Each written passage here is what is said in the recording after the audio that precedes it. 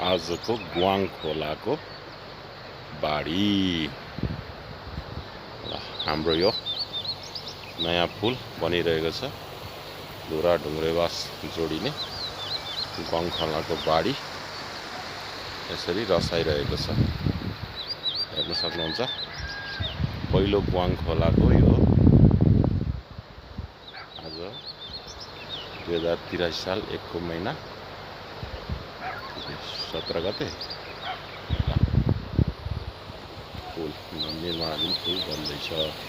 उता ढुङ्ग्रेवास बजार हो भने यो उतापट्टि बजार, यो छ धुरा बजार। धुरा बजार भयो, यो बजार। Okay by.